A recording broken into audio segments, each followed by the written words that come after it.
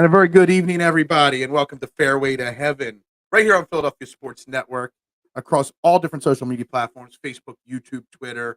Make sure you hit the like, share, retweet, subscribe buttons for us as we get set to break down the AT&T Pebble Beach Pro-Am this week. I am your host, Phil Stiefel, at Beard of Knowledge on all social media platforms. We got my main man, Jason Sullivan, sitting next to me as always, at JSully2121. Good evening, Jason. And I know we're here to talk golf, but are you feeling okay after your Lions defeat on Sunday? Listen, I was hoping that you wouldn't do this to me. I didn't even tell you. I had to bring Make him me up. cry live on the air. No, I was telling my buddy the other day that sports don't affect me in the way that they did when I was younger. Like I used to if Michigan State would lose or my team would lose, I would be like devastated the rest of the day. Right? Mhm. It doesn't really happen to me anymore. I don't know if it's because I'm older or I'm a dad or whatever, but it's like that one hurt. That one hurt a lot. And I was telling you the other day on text, like if we just got beat, I would have no problem with it. But just to collapse up 17, that hurt me bad. That hurt my feelings. I feel you as a Philadelphia sports fan that has suffered defeat after disappointment after disappointment. I know what you're going through, and I feel for you. I'm not bringing it up to make a joke and crush you any more than you already are crushed. Just letting you know, Philadelphia understands how what you're feeling right now. But you know what I mean, though? It's like I thought we were going to the Super Bowl at halftime. I'm Yeah. like, we are dominating.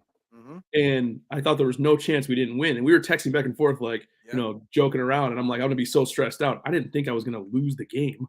Like, that's heartbreaking, man. And I feel for you because you guys it's not like, it's like so close to the 28-3 Patriots-Falcons Super Bowl. Right. Like you have it there and it just slips away. Well, and it's like, I kind of like what I said earlier. It's like, if it was a close game and we just lost at the end, I would be able to deal with it. But just knowing that you were absolutely in control of everything, you could do whatever you wanted in the first half. Yeah. And it was just like mistake after mistake. It hurt. I'm not going to lie. It still hurts. The only good news is we know that Ben Johnson's coming back now. So that's awesome. Yeah, Ben Johnson saying, tune in, trending in the AM tomorrow at 8 a.m. I am sure that'll come up on the morning show tomorrow at some point. And I got a great guest tomorrow as well. So let's talk golf. Let's get back to the point of the show. Fairway to Heaven right here. The AT&T Pro-Am following up another long shot victory last week. My Farmers Insurance streak ended 3 years in a row, picking the winner. Tony Finau was really close. He was there. He just couldn't putt. One lick last week. But this is now 4 weeks in a row of 4 weeks of tournaments, 4 weeks in a row that a long shot of 100-1 or longer won a golf tournament. Why is that, do you think? Is it because of the big talent leaving for LIV? Is it just because the overall level of golf is more, there's not as many elite golfers. Everybody's kind of bunched together. Is it just a freak of nature kind of thing that's going to level out? Why do you think it's happening? I think it's kind of the everybody being bunched together things. I think it's a combination. I don't want to say the guy's going to LIV because I think it matters a little bit with guys like Rahm and everything like that. But I don't think when you're looking at DraftKings pricing, you usually look at the 9K and 10K guys, right? Mm-hmm. That they're like superior to the field. Now it's getting to the point where there's not a lot of difference between the high 8Ks and the low 7Ks. There's really not that much of a difference. You're seeing a lot of talent come on the tour, and there's a lot of stars, but I don't think there's the superstars that we once had. I think that's a fair thing. I think it's lacking that superstar power. You think about it. Think of a guy like Max Homa. We know Max Homa is a pretty elite golfer, but is there much of a difference between Max Homa and Sam Burns and Hideki and Tommy Fleetwood? And we can go on and names just in this field alone. Is there much of a difference? Let me look on the DraftKings board real quick. Max Homa this week is 9,200. From Justin Thomas, Spieth, Homa, Morikawa, Burns, Finau, Cam Young, Tommy. Is there any difference between them? You can even go lower than that. Is there that much of a difference between him and Eric Cole? JT Poston. Yeah. Is there much of a difference? And I think that's the problem. In the past, some of these guys left for LIV. Some of them just don't play as much. You don't have Rory playing every week. You don't have Rahm, anymore. The elite of the elite is thinned out a little bit. So in turn, everybody else is kind of bunched together. Is that good for golf, really? I don't know. I don't know either, to be honest with you. I feel like it's like a weird golf's in a weird stage right now. I feel like they don't know what to do with the merger. They need to merge. Yeah, And now I know to kind of segue into what what you want to talk about. We were talking about pre-show is like what Rory's saying now. right. Like, I mean, we can kind of segue into that a little bit. It's like they need to merge. I think Yeah, it's lacking. Golf is lacking the villain number one, which is mhm, like the Reeds, the yeah. uh, uh, Brysons, like people like Brooks. Even it's like it's You really do lacking need a that. villain in every sport, no matter what.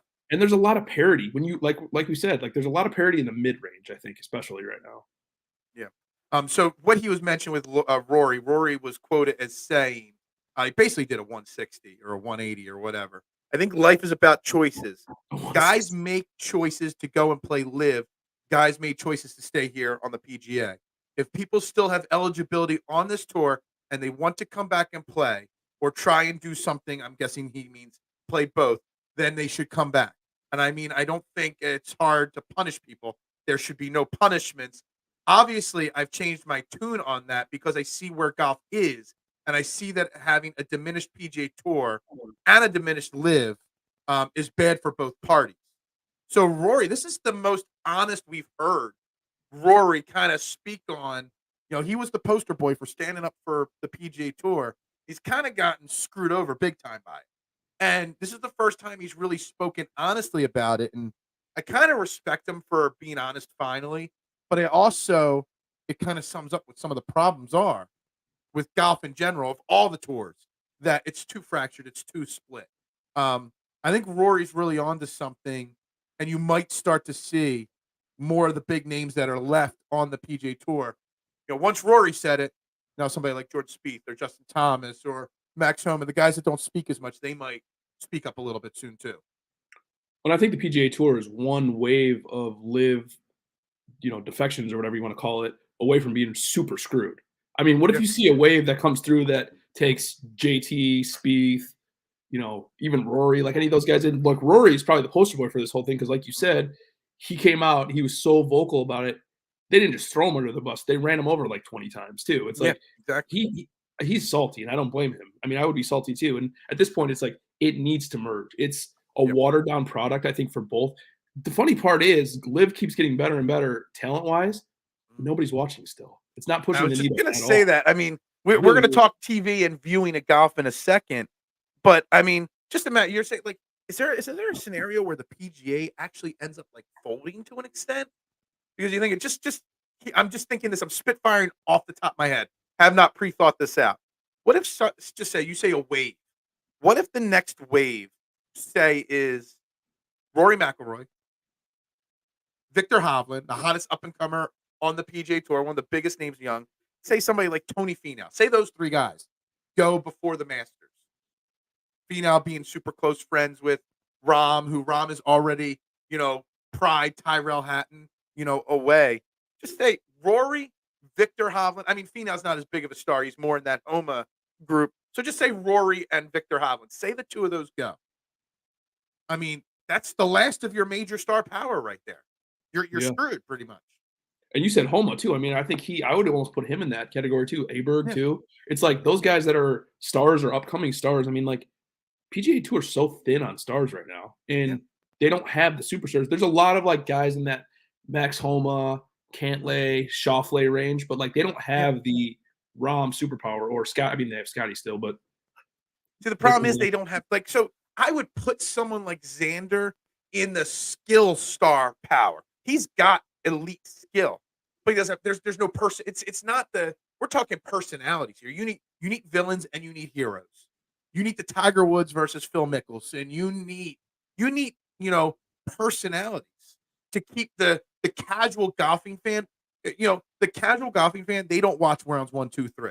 And we're gonna talk that in a second. But they'll watch round four of some events, and they'll definitely watch round four of the Masters and the US Open and stuff. But they need a hero. They need somebody to cheer for, or they need a villain that they want to exactly. see get taken down. And heroes and villains are based around personality, And that's what kind of and what I there was is no alluding to. personality left. That's kind of what I was alluding to earlier. Like, I mean, the storyline of golf 2 years ago or 3 years ago, whenever that was Brooks against Bryson. Two villains Yeah. going at each We other. talked. We went. We went hashtag Team Brooks, Team Right. Bryson on this show. The year before that, Patrick Reed, when his whole cheating thing came out or whatever, it's like it's missing all those guys. Phil, to an extent, like that, he moves the needle. Like we saw when Phil won, was it the U.S. Open a few years ago? It's like PGA or Championship. PGA, Yeah. It's like And we saw how much that moved the needle still when he was 50 years old. It's like they don't have anybody that really moves the needle now. Like Scottie doesn't do it. Like you said, Right. Xander's not going to do it. I Yeah. mean, JT and Spieth are probably and Rory are probably the three like biggest stars, and none of them really move the needle anymore. I don't know. And it's so funny that you bring it up because I didn't know that's how we were going to segue to it. You know, I wanted to talk about, you know, the viewing of golf. Golf is not an easy sport to watch on TV. But Colin Morikawa today spoke out about, you know, how hard it is for the fans to watch. And I'm going to read this little paragraph from Colin Morikawa. Again, not a personality, a star golfer, a major champion, but not an elite personality. And he said, at this point right now where we're at, it's a lot of money that we're playing for, blah, blah, blah. We need to make golf more intriguing to the viewers. How do we make broadcasting more approachable? How do we see more golf shots? And he said, I turn on golf on Thursday if I play early, and I turn it on and I see 3 golf shots, and that's it. Yep. The reason why other sports people pay attention because you see more of it. And see, the thing is, Live doesn't have that aspect of it right either because no one's tuning in to watch Live. They've tried to change things up. And I don't know how golf fixes the viewing, you know, aspect of it. But they've got to find ways to spice it up a little bit, to make it more intriguing, to make even more than all that, make it more accessible. And Colin Morikawa goes on to talk about gambling and how people want to watch and gamble shot by shot on golf. It's just not accessible. You know what I mean? Like you get 3 hours on regular TV on the round 3 and 4, and that's it. Right. You know, if you have Golf Channel, you can watch some of it. If you want to pay for ESPN Plus, you can watch some of it. It's and they even if you pay for like something like ESPN Plus, what do you see? 3 or 4 golfers they follow? Like there are times that the leader of a golf tournament isn't on TV for 30 minutes. Right. And I think that's the key right there too. I don't know how you fix it, but there's got to be better ways of doing it. I think that's the problem too, is that, like you said, what pro sport do you only see half of? Like, what if you only saw half the game? You only see half the rounds of round 3 and 4. You're only going to see the leaders, basically, right? So it doesn't start till like 3:00 on a Sunday. It's like, what's pro sport? You're not going to watch a football game that they don't show the first half. Like, I mean, just think of it this way: the Super Bowl, Chiefs versus 49ers. Hmm. All right, the cameras are going to be focused on the quarterbacks on both teams every single play. Right. What if the camera angle they only showed was of the safeties? Mhm. You know, or it was just zoomed in on the center and that was it. Right. Nobody's going to watch that. They want to see the people that are the most important, and Right. golf just doesn't do that well enough. I said it as a joke on Twitter, and I've said it 100 times, and it's not a joke. The first step would be looking at what the Masters does because they've got the Masters app, and I'm not saying they got to make it free forever or anything like that. They've done enough damage to the PGA Tour with, you know, everything that's going on. Having an app like the Masters app run for a year for free for everybody might bring more people because the Masters app, it shows 7 or 8 groupings all day long. It's completely free. You have 4 split screens. You can pick and choose what you watch. It's minimal commercials. I think that's a starting point right there to make it more accessible to the people. I think that's a good point that you just brought up too. That you can pick what group you want to watch. Yeah. Like, what if you're playing? I mean, if you're playing DraftKings or you're gambling on it, and you have Morikawa or you have Homa or somebody, it's like you want to watch his group play, and you might not see. What if you play DraftKings, you play Max Homa, he's in 4th place. You may go a whole day of coverage and only see 1 or 2 shots of Max Homa. Yeah, like I think also they got to find more entertaining. Like this is not a knock on Jim Nance and Dottie Pepper and some of the big names that have been doing it for a long time. But there are personalities out there. There are guys that could probably make it more fun right. to the viewers, or they need to take a page out and have their typical boring, stream, but also add like a Manning. Like Manning cast isn't the right way to do it. Maybe a Manning cast like they do, but I don't know if they do it in Detroit. But the local sports channel that shows Sixers and Flyers and Phillies teams, when there's not much going on, and Adam's in the comments, he'll vouch for this. Like there's NBC Sports Philadelphia, and then there's NBC Sports Philadelphia Plus. It's like the backup channel.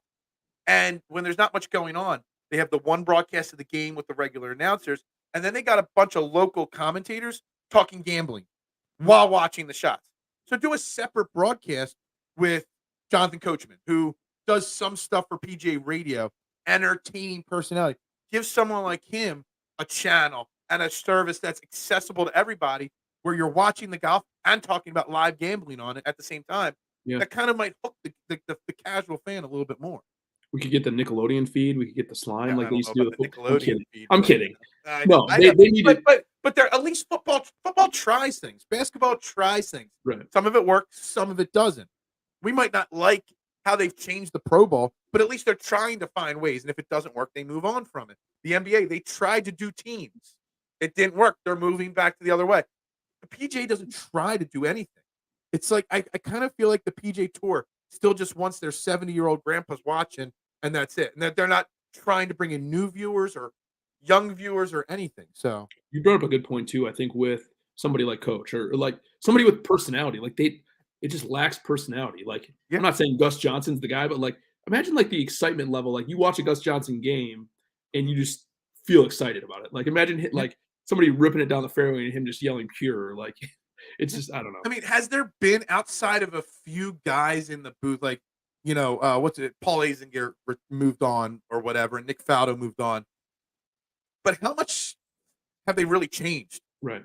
NBC and CBS have basically been using the Yep. same golf commentators for a long, long time. The guys on each hole, the same people. Like, and this is not a knock on Dottie Schaefer or Dottie Pepper. I'm a golf fanatic, so I don't have a problem with her. But the casual golfer doesn't want to hear Dottie Pepper. Right. On following one group around. There's no personality. There's no intrigue. There's no fun to it. It's not bringing anybody in. It's not bringing any new viewers in. That's the thing. No, not at all. So I don't know. I just feel like it's going down a dark rabbit hole, not just because of LIV, just in general. Yeah. And it's sad that golf could be in a dark place here, very soon. Yeah. Anyway, back to actual golf, all right? Because we do have the AT&T Pebble Beach Pro-Am going on. The last rotation course, they've eliminated Monterey this week. It's just Pebble Beach and Spyglass on the first two rounds, and just Pebble Beach round 3 and 4. I don't think that this being an elevated event, having only 80 players in the field, a no-cut event, I don't think that's the story that you have to worry about the most this week. You're shaking your head no, like you agree. What is the biggest story this week? The weather, I think. Absolutely. 100% I mean, I don't know how they get 54 holes in this, because even the weather's even supposed to be bad on Monday. This might be one of those rare LIV 54-hole round PGA Tour events this week. Like, I don't know how they're going to do it. Like, when the weather is this bad, and it's not just one wave on Thursday or Friday that's going to be bad, does it affect how you build your lineups, how you write your model, who you play, what you do? Does it affect you at all? Because it's going to be bad for everybody for 4 or 5 days. So, little secret of the trade. I wave stack every event both ways. So, I pretty much do it anyway, but I think it's tough. I mean, I was looking at the forecast and like you said, it just looks crappy the whole weekend. I mean, this might be the coldest temperatures we see in the entire season. So it's going to be crappy. It's going to be rainy. Wind is the biggest thing. I mean, it's something else. It's going to be a problem, I think. And like you said, this is a signature event. So do they do whatever they can to get the rounds in? I mean, this is an interesting comment back to the last topic from Adam. And I don't know much about NASCAR, but I forgot because I don't watch it enough. I don't remember, but I do know they do this. You can actually pick which driver's car you're watching and listen to the scanners that are in their car when they're talking to their. Awesome. It's actually a spot on thing. I mean, you hear That's him, so the cool. driver, talking to their crew chief and stuff like that. That's a fantastic point, Adam. I think that's that's really cool, and that's kind of what we're saying in a way. Like, give them the option. Like, what if you just want to follow Max Homa around all day? Like, you should have that option. You should have Jordan Spieth and his caddy mic'd up every round, and you should be able to choose if you just want to hear those guys. A golfer that's a guy that likes to golf, or a person. I shouldn't say guy because girls can golf too. If you want to learn about what they're thinking about, just being able to at a random moment click on Jordan Spieth, and you can just watch him and his caddy debating, talking. Right. What are we doing? What are we thinking of? A guy that likes to golf but doesn't like to watch it, it might interest him a little bit more. because they might be getting a little bit more the mental side of things and stuff. I think it's a great point from Adam. Plus, I think the guy that doesn't like golf might like that, but I think also the person who is a huge golf fan might like that. Yeah. Like you and I, like I would love to hear what they're thinking or what they're Yeah. saying, It might why they help do me what on they a do. course decide what to do Yeah, or why to do it, and get the it's like the game plan. You know what I yeah, mean? Wouldn't you love to hear the offensive coordinator what he's right. calling into the quarterback? Or what It's they a very say in the similar headset, thing. like what they're going back and forth talking about, like that would be awesome. It would be great to hear that stuff. So I think there is a link, and I think Mhm. it's a great comment from Adam there. Yep. But back this week, I know you asked how he did last week, Adam. Tony Finau was one of my main plays last week. Finished in the top 10. Um, couldn't putt a lick last week. I think I heard a stat somewhere around 3 or 4 that he was third tee to green last week in the tournament, but he was 65th in putting in the field. Pull the And you Scottie. actually could see on Saturday's final round there were a couple putts that were like 6, 7 feet, and you could actually see his hands shaking because he had gotten so bad with the putter in the previous couple of rounds, he couldn't keep his hands steady. Um, Putting is just it's so frustrating when you get bad at putting. It just gets Right. into your head. We've seen it with Scottie Scheffler, Tony Finau. We've seen it with Keegan Bradley in the past. So many people. Once putting gets mental to screw you up, it's bad. But in our one and done, I hit a decky. He finished, I think, 13th. Who was your one and done last week? Thagala, who just killed me Gala. all across the Yeah, he board. didn't have a very good round. I think No, I actually caught up to you in the one and done contest. you did. You Um, passed me. You're at 15,000 now at this there you point. go. If Tony Finau would have finished like second or first, I would have had a major profitable week at him. I still broke even thanks to some really solid lineups last week. How did you do lineup wise overall last week? I lost $6 for the week, which is a minor miracle. Like That's the that's way actually how pretty bad good. my picks were last week, it is a minor miracle that I That's did lose solid. all my money. So I We'll was we'll do our lineup build in a few minutes here, and we'll happy. pick our one and duns. Um, I decided to try something different. I know I always say stick to what works, and my player pool building, I stuck to the same thing. But being a no cut event, the second of 8 of them, the first that we have I have 20 plus lineups in for. I'm trying something different this week. I actually put a golfer in all 20 of my lineups. And I want to know what because you could take that risk because, there's no cut. What are your thoughts of taking one guy and putting them in every single lineup? I think it would be a terrible idea in a cut event, but in a no cut event, what do you think? If you were gonna do it, you picked the right guy to do it with, I feel Yeah. like. I did it So with Scottie Scheffler. right. Just so I used to have this philosophy: play John Rahm and whoever wins. So John Rahm's gone, Just and play John when I Rahm and told do you it. this earlier, you're like, "Well, do you think he's going to win?" I'm like, "Probably not," but I think I could pretty much lock him in that he's going to finish in the top 5 or 10, and that means I've got one guy in the top 10 in every single one of my lineups, and maybe he does win the event. It's going to be bad weather. You've got the smallest greens on tour of Pebble Beach, so you don't have to be the greatest putter in the world, in my opinion. As you got to be great around the green, you got to be great tee to green. At a place like Pebble. So I figured somebody like Scottie Scheffler to give this a try. This is the right time to give it a try. Here's the thing about Scotty too. You said super small greens. Well, guess who's number one in the field in greens in regulation? Scotty Scheffler. Guess who's There number you go. two in the field and around the green? Scotty Scheffler. So my man can't putt, but these polo greens are tricky anyway. So it If, may not if, matter. if he's 10 feet out on every single hole, he's going to make a hell of a lot of pars, and he's going to make a few birdies mixed in there. And if the weather's this bad, as they're saying, you want grinders anyway. Yeah, I didn't play Max Homa this week, but you want the Max Homa type guy, a guy that isn't afraid of rain, isn't afraid of wind, just can grind out a score and not make mistakes. And Scottie Scheffler, outside of putting, never makes any mistakes. So I thought that Scottie Scheffler this week was the perfect way to go.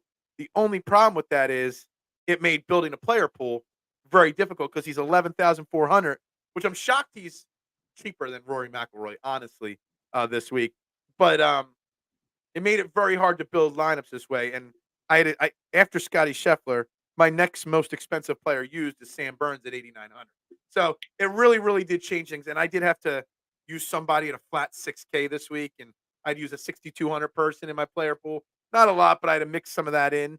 I'm curious to see how this experiment is going to work out.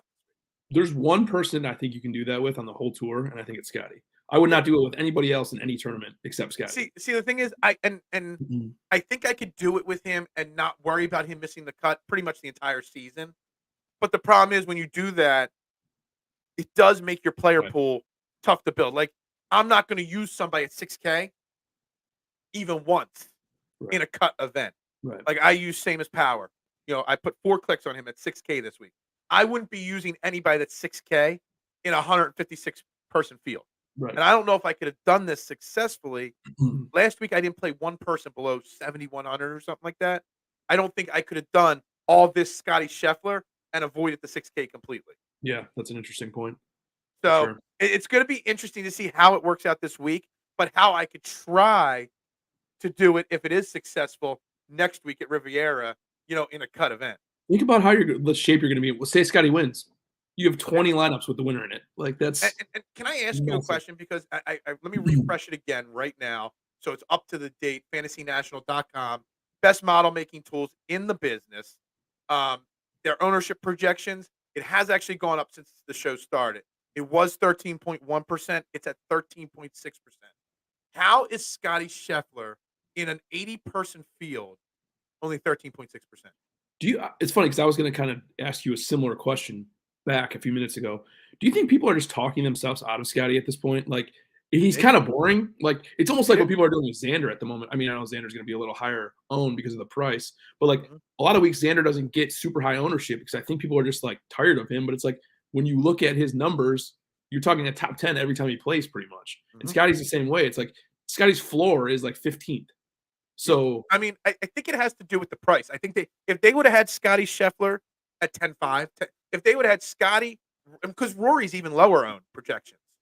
He's at 11. Hold on, let me pull that tab back up here. yeah, Scottie so right or Rory right now is yeah, I'm done. 11.5. So, maybe it's the price that's making them be like this. I don't know. Um, I just think that I do think that number will go up by Thursday when the tournament starts. I don't think he's going to end up at 13, 14%. I think he probably crosses north of 15. But the other thing I told you, and I don't know if I'm right in saying this, in an 80-man no-cut field, those percentages are like in a 156-man field, 13% is a great percentage. Yeah, In a 80-man field, 13% is like 8% in a 8%, I regular was gonna field. say, yeah, take Does like that make 5% sense, off. that Yeah, theory that I'm looking at it? 100%, and I think a little bit of what they did this week that's gonna make Scotty lower owned is I think they screwed up on the pricing. I think Hovland's way too low. I Okay. think if you would have put Hovland at 10.7 or 10.8, like where he probably should be, I think you're making people think about it a little bit more. Like, do you want Hovland or do you want Scotty for, Mhm. $600 more dollars? $1,400 difference between Scotty and Hovland? That seems ridiculous to me. Yeah. I mean, let's just look at the top owned guys projected right now. Homa only 92. He's over 20%. Hovland's really highly owned. Cole getting I know it's a deep elevated field, but Cole's Yeah, getting no respect at 7,300. Spieth 9,400. There's just not a lot of respect going around to these guys right now, price wise. And I think you're right. I think they were right on giving Scheffler such a high price, but I think they messed up on some of the pricing on some of the other there's too much guys. of a gap. Yeah. There is a like just Eric Cole. Mhm. I mean, I know I said Eric Cole is going to cost me a lot of Yeah. money this year, but he is playing really good golf. 7,300. He should be 8,000. I think he should be 8,000 in this field. I personally, I think he should be at least 8,000 right now. Honestly, let me look at the whole field because I only got the guys written down here that I'm playing. But would you prefer to play Jason Day at 8,400 or Eric Cole No, if he was Cole by a 8,400? mile. Yeah, Cole would by you a mile. rather play Matt Fitzpatrick at 82 or Eric Cole at 82 if ownership wasn't part of the equation? Fits. Would you rather play Tom Kim at 8K or Eric Cole at 8K if Kim. ownership wasn't part of the equation? Kim. Really? Okay. So you like them all better than Eric Cole still. But Yeah, I would put you're it not giving them respect either. but I would put him at, like, the 79, 8,000, which is the same range. Yeah. Yeah. 7,300 for him is it's just a Too shocking way number. too low. Yeah. Yeah, absolutely. And that's the first thing when I saw his name at 7,300, I instantly crossed it out. I'm like, I'm not playing Eric Cole. I don't care Yeah. what I think of him this Are you week. really not playing him? He's not in my player pool at all. Me neither. He's not. because it's 7,300. You know, people are going to click his name It's gonna a be lot. massive chalk. It Massive is. chalk. It really is. He might end up when all things are said and done. Um, he might be the highest owned guy this week. I bet he's 30%. No Yeah, joke. probably. Adam, do you think the long shot winner streak will continue?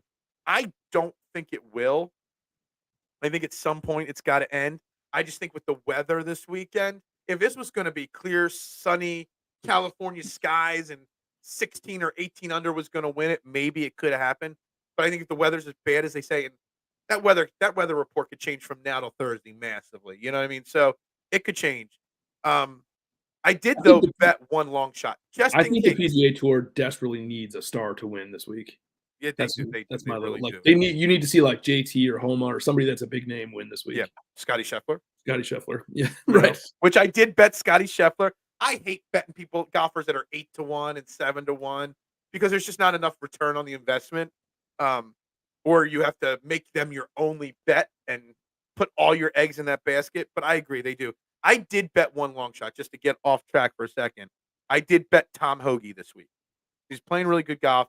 He's got solid history at Pebble Beach. He's 100-1. I put him in 6 out of 20 lineups. I figured Tom Hoagie, out of all the long shots, he was the one I liked the best that would have a he's won before. So he's Well, and his game actually fits the course. If you're gonna put like a guy whose game fit the course, it would be Hoagie, right? He's an yeah, amazing approach player, small greens. I mean, in theory, this should be yeah. perfect for him. I mean, I don't like it, but you know, for a buck or two or a shekel or two at 100-1, and he's worth it at 6,700 on DraftKings. I think he's worth it to Yeah. play there as well.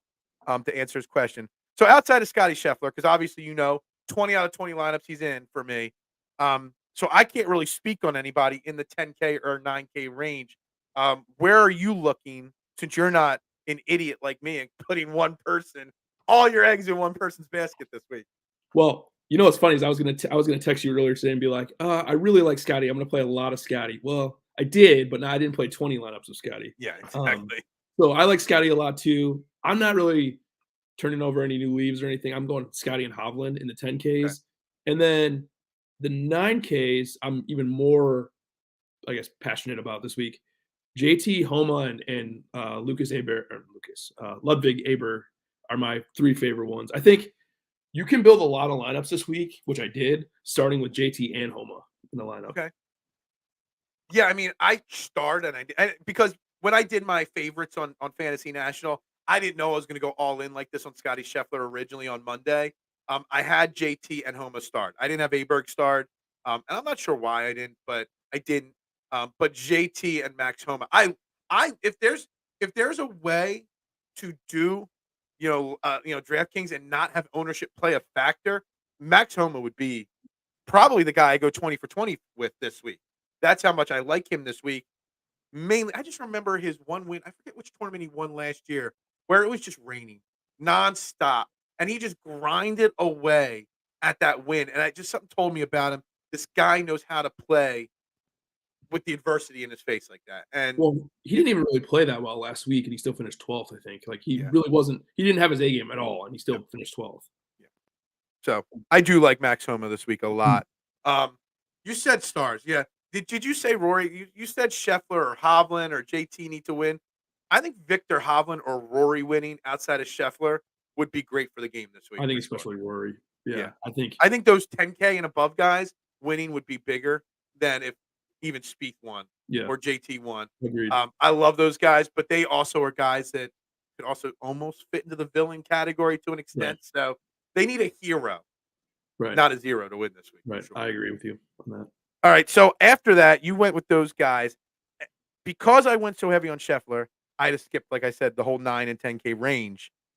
I went to the 8K range and I put a lot of clicks. Well, I played 4 guys in the 8K range, but I put a lot of clicks, 10 clicks each on Sam Burns, Tony Finau, and recently Victor on the DP Tour, Tommy Fleetwood. They all got 10 clicks for me. And I went basically Scheffler, Finau, built the rest of my lineup. Then Scheffler, Fleetwood, then built rest of my lineup. Then I went Scheffler and Burns, then built on every single lineup. I did that, and a couple times I was able to build a Scheffler Burns Finau, a Scheffler Burns Fleetwood, and just rotate those 3 guys around. If you had to pick one of those, which one of those plays do you like the best this week? Tommy Ladd, I think is my favorite. Him What you being call him? Tommy Ladd, I Tommy mean, Ladd? I thought you he's said just Tommy Led for a second there, and I was I like, was "What?" hoping that nobody would be on him. It looks like he's gonna be about 10%, so not anything crazy, Yeah. but he's been playing really good golf Yep.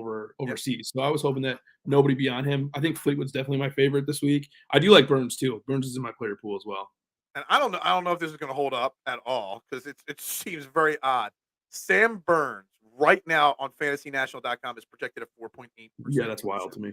There's no way that holds up. He's gonna get up to 10. He's He could got to, win. 8 to 10. He could win. Yeah.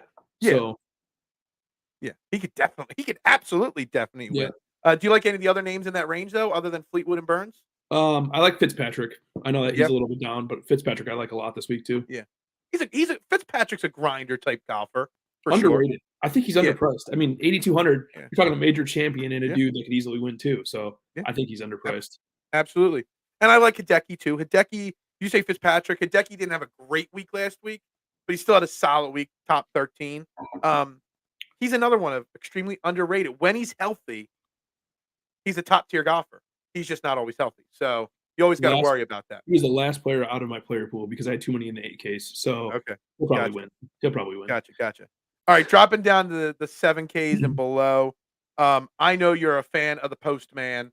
Are you a fan of the Postman this week? Even though he's one of the top projected chalk guys of the week. I know. I'll be 100% honest with you. 15% ownership for him seems high to me. Mhm. He just kept fitting all my builds. I'm like, I wanted to make a Yeah. build. Okay, I want to make a build with this stat. Okay, fits that. I want to make a build with scorers. Okay, I want to make a build with guys that do well on short courses. Oh, he's first in DK scoring on short courses. Mhm. He fits this week. He's been playing awesome golf and he's Yeah. awesome on short courses. So You know what's I don't know how funny? you don't play him. So I wrote down, I think I Mhm. got 27 or 28 names written down. I only ended up with 16 names that I ended up using this week, which is the smallest player pool I've ever put together, 16 names only. So I would build my lineup. I'd go Scheffler and Burns, then I'd go Tom Hoge or something like that. Every single lineup, I ended up with 8,100 left. And I'm looking in that range, and I ended up using. Hold on, let me pull it up. I would always end up with 881. I'm like, who am I going to use? Am I going to use Tagala? Am I going to use Bo Hostler? Am I going to go Keegan? Am I going to go Tom Kim? I ended up on JT Poston 8 out of 20 times, and 8 other times I ended up with Russell Henley. I don't love Russell Henley, but he's a grinder, short course specialist. I ended up with a lot of those guys. I didn't expect to use them. I expected both those names to be one of those final cross-offs that I didn't touch. But every lineup build ended up with 8K left. So am I really gonna go with who's just above or just below those 2 guys? And I said, "There's no way." You know what's insane to me? I'm just looking at this right now, ownership wise. So Tom Kim is projected to be at 5.1% ownership. Mhm, That seems absolutely insane to me. I know he missed his last cut, but mhm. you're talking about being sandwiched between Benny On and Poston. Poston's 15% and On is 13%. Tom Kim at 5% seems insane to me. That's a steal. Yeah, I think the ownership on him and Benyon and I think there's a lot of mispriced guys right there too. And he didn't just miss the cut. He didn't do well at the Century. Right. I know he won the Shriners, but This seems like I a mean, course that would fit him perfectly, though. yeah, possibly. Shorter I thought it course. was easy to pass over on Tom Kim, in my opinion, even with all those things. He's in 7 of 20 for me. Well, we're gonna find out. I guess I know when we do our lineup builds, you're gonna pick Tom Kim, and Maybe. I'm not. Maybe, So maybe not. I'll leave it open. Justin Rose, I like him this week. He's got great course history. Um, Is there Yeager, anybody in the 7s that you think will be super low owned that you like?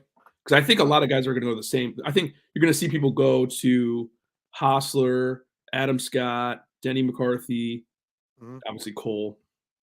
But You is there know, anybody that you I think think that a very high risk, high reward play. His ownership's 8% right now, and it's not you know awful. It's not bad. It's not great. Um, I think there's a high risk, high reward. This course screams it doesn't fit him, but it's a no cut event, and he's been known to go low before, and that's Wyndham Clark at yep. 7,400 at 8%. I feel like I'm stupid clicking him, but because it's a no cut event, If he shoots 2 rounds in the 60s and 2 rounds in the 70s, it pays off at 8%. That seems like a too low of a price. That seems like another It's misprice to me. another I feel like major champion way yeah, underpriced. and you're talking about a guy that just kills it around the green, Yeah. which is that's gonna be a big thing here, so I like him too. I have him in 6 lineups, so I mean, I he's a like him a lot bomber, too. and you don't need driving distance on this course, but people often and correct me if I'm wrong on this, people often think when it's an accuracy course versus a distant course, you don't wanna play, people with long distance, and I disagree with that, because if you can hit the ball far, that means instead of using a 6 iron, you're using an 8 iron, more accurate. Instead of using an 8 iron, you're hitting your pitching wedge from the fair. So as long as you can hit the fairway, it doesn't matter how, you know, as long as you can hit those short irons accurately. I think Wyndham Clark and his distance and his abilities around the green, I know he hasn't been great since he won the US Open. I think in a no cut event, he's a steal of a play.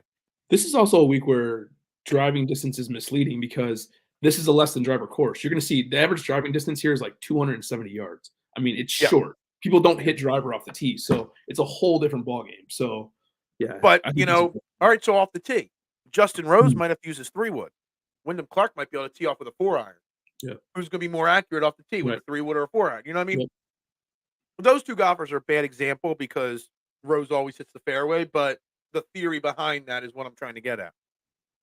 yeah, I agree with you on that, Do you like 100%. anybody in the 6K range? I mean, I unfortunately, with all the Scottie Scheffler, I used 6 guys in the 6K range this week. I have 3.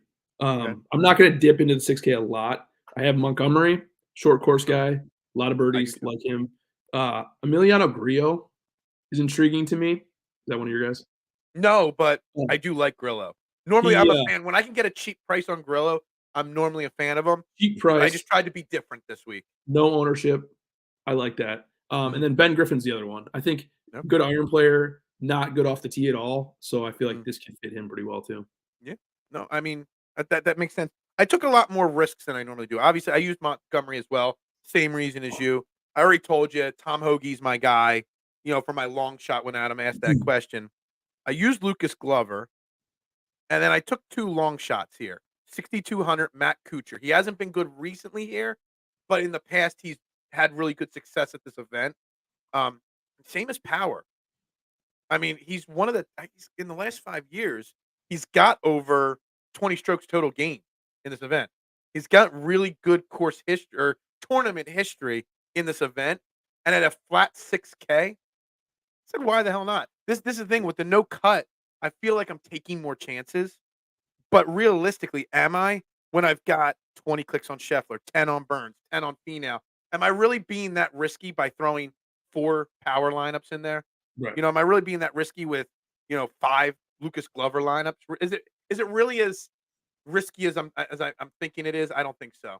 No, because Power has good course history, like you said. Mhm. In theory, Glover hasn't been great here, but you think that his game would fit here perfectly. And he's a different But golfer now than he was 2 or 3 right. years ago. Yep. 100%. So, I don't know, I feel like I don't like to dip into the 6K this much, but I felt like this time it was a worthy risk for the way I did it. And you kinda had to do it with the Scottie pick. Yeah. If I'm gonna go 20 out of 20 with somebody 11,400, you've gotta take those chances. Mhm. So, I agree. what do you wanna do first? Pick your one and done, or do you wanna build a lineup now? Let's do one and done first. Alright. Do you know who your one and done is this week? I do, yeah. Okay, I still haven't decided. It might be okay, I'll go first then. Yeah. Mine, it was funny because you kinda laid out my case for him earlier, is Mhm. gonna be Max Homa. I think the I course fits I perfect just for him. started writing him down as mine too, but no, It I can be won't do it. yours. No, no, You it can. could be, but I'm not going to.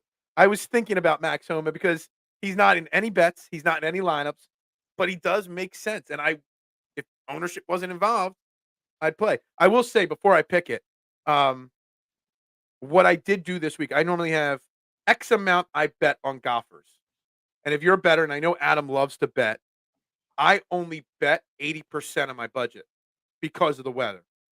And I'm leaving a little bit extra for a live ad if the weather changes, gets better, or doesn't get better. If I see somebody like Max Homa in contention but drop to like 25 to 1 or something like that, I'm gonna pounce on it. If the weather gets better, I might throw another buck on 2 different long shots.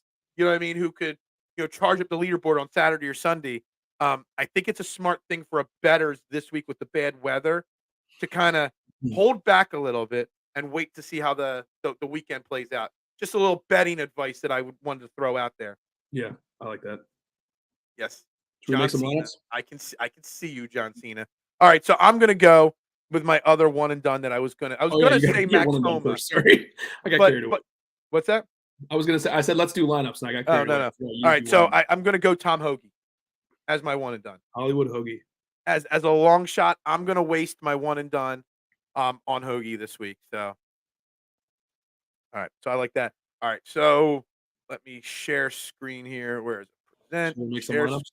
I got first Yep, pick this week because I got you smoked got last first week. pick because I won finally. Hmm. All right, there we go. That's up on the board. All right, give me your first pick in your All right, lineup. I'm gonna go. I gotta pull up my DraftKings really quick. I'm gonna go with Denny McCarthy. Is gonna be my first pick. Denny McCarthy. We didn't talk about him at all. You know I what? love And him. my first pick. I mean, I'm 20 out of 20. This is my 21st lineup. Hmm. Would it be wrong of me not to take Scottie Scheffler? I was gonna But take I will Scheffler. take. This is funny, but I have yeah. to take him and go 100%, don't I? So you're going Scotty? Yeah, I'm going Scottie Scheffler. Okay. I'm gonna go. I'm gonna see. I'm gonna see if I do something like this. I'm gonna do a test build here to see if I could have avoided the 6K range completely and still build a competent lineup. That's what I'm thinking right now. I'm gonna go with Fitzpatrick. Matthew Fitzpatrick. All right. It's I like it. I could deal with that. All right, Fitzmagic. so 7K. My cheapest 7K guy in my player pool is Mr. Jaeger Bomb. So I'm gonna go Jaeger Bomb there.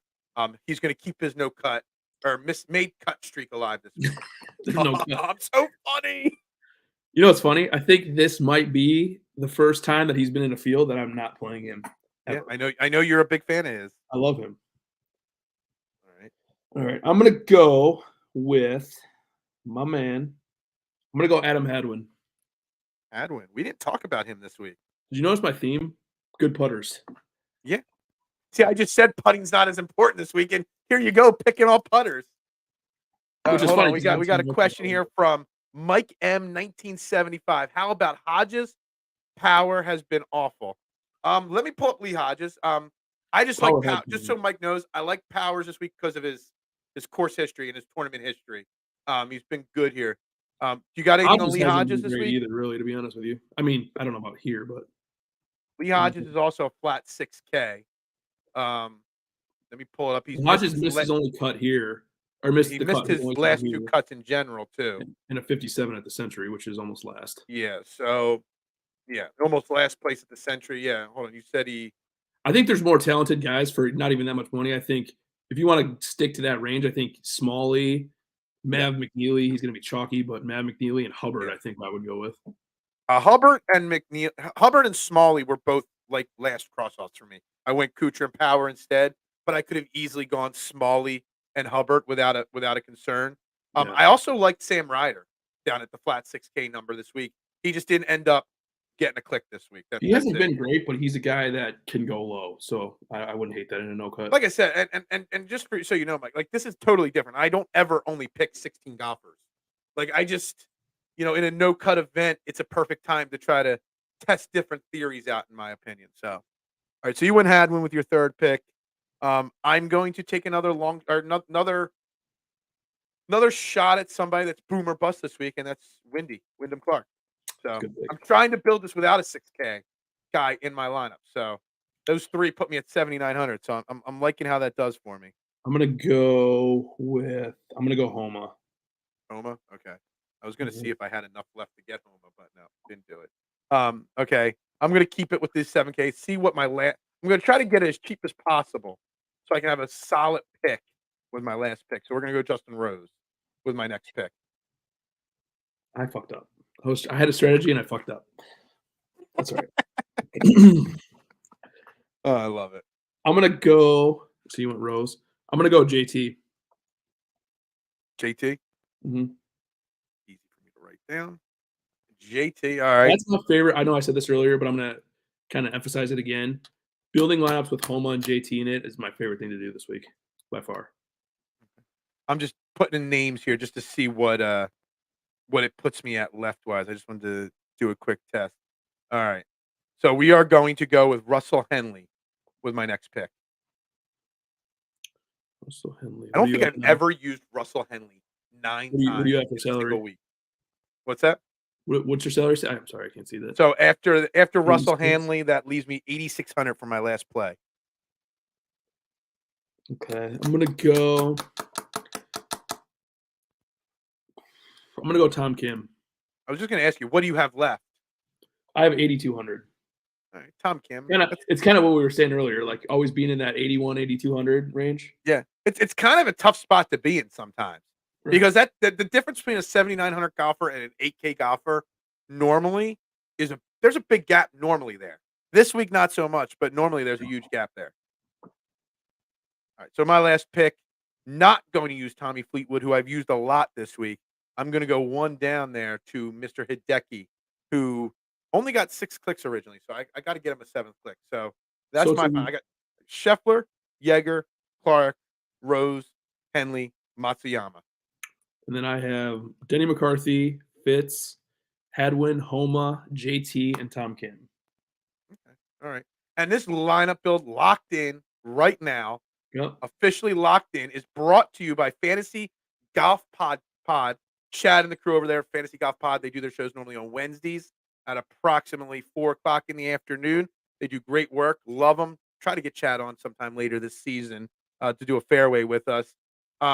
Great job they do over there. They crack beers, they tell jokes, and they talk golf just like us. So check them out, Fantasy Golf Pod, and let them know that Team Fairway to Heaven sent you over. Chad's been on a heat or two lately in life, in Vegas, in golf, and everything. So check them out. They're good dudes.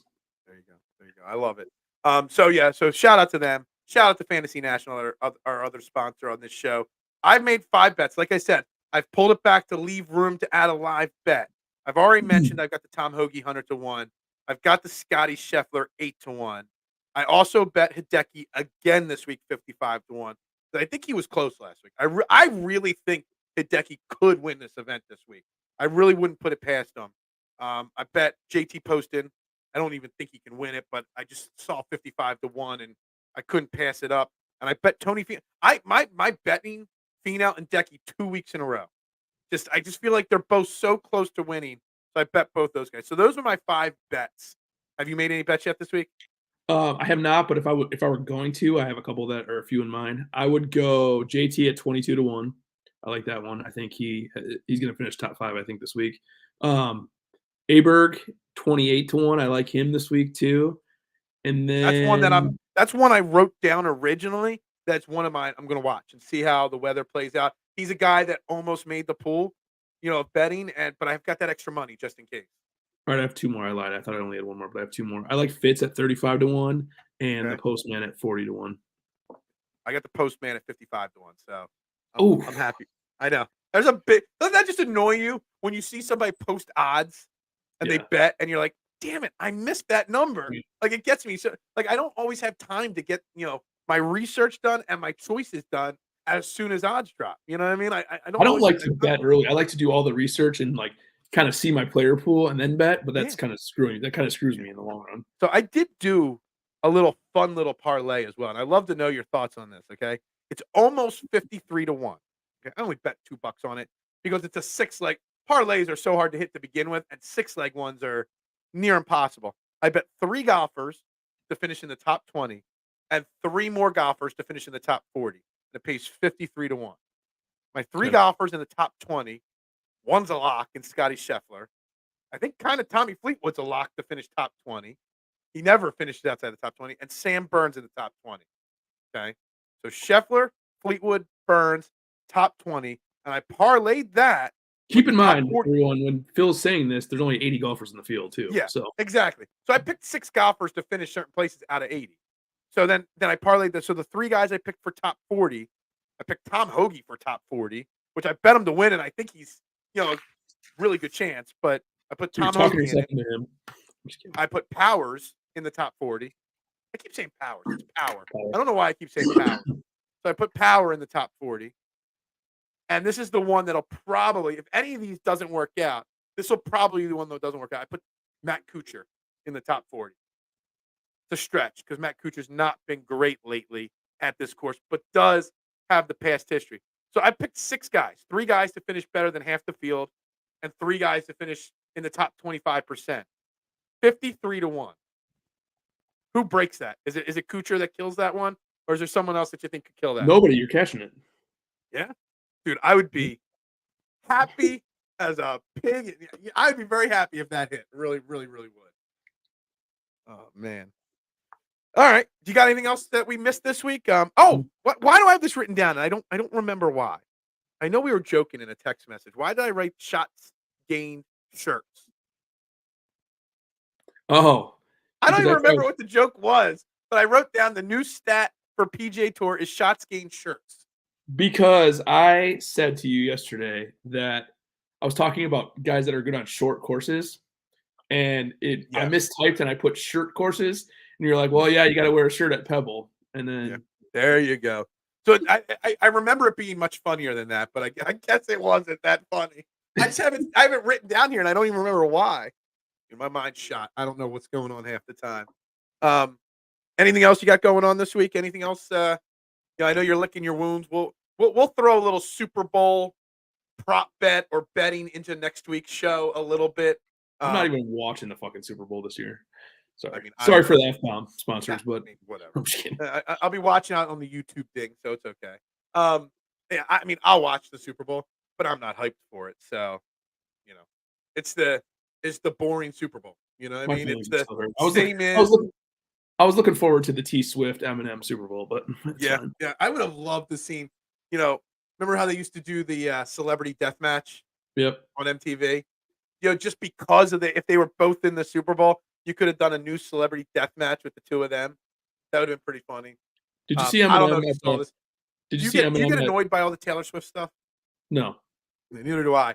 I saw something, and I didn't read the whole article. I read some of it, that they equate Taylor Swift dating Travis Kelce, that the Chiefs, the Kelce brothers, and the NFL have made an additional $330 million in revenue just by them dating. And I don't know how they came up with that figure, but man, here's the thing. It don't bother me at all. Not to get all like political or anything, but people get so butthurt about it. Like the NFL knows exactly what they're doing.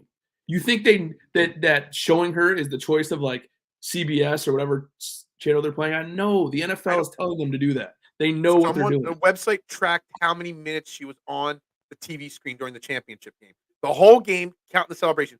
Do you know how many minutes she was on the TV screen for? I would say 2 minutes, something not that much. Less than that. Jeez. 44 seconds of TV time she had. So why are people so triggered about this? The game, the broadcast was 3 hours and 6 minutes, or 3 hours and 8 minutes. She was on the screen for 44 seconds of it. The NFL knows exactly what they're doing. Yeah. The NFL is by far the best run sports league there is. Absolutely. So, the NFL should send some of their people over to Roger Goodell. Everybody hates Roger Goodell, and I get it. But he's one of the smartest businessmen there is out there. He makes billions.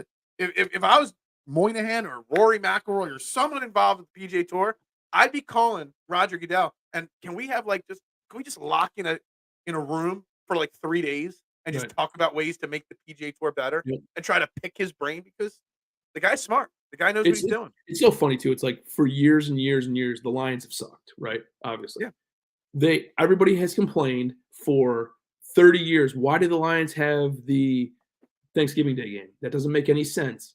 Well, because Ford is the biggest sponsor of the NFL there is. So it makes a lot of sense. The NFL cares about one thing, money, and they're damn good at it. So they're amazing at it. Yeah. It is what it is. So don't bother me. But we'll talk about the line, and we'll talk any prop bets that you like and stuff like that next week. But for Jason Sullivan, make sure you shoot him a follow at jsully2121. I am your host, Phil Stiefel, at Bearded Knowledge. Make sure you guys all have a great week. We'll see you guys next week. We got a special guest joining us next week. Oh, we got to confirm it. That's why I won't drop the name or anything like that.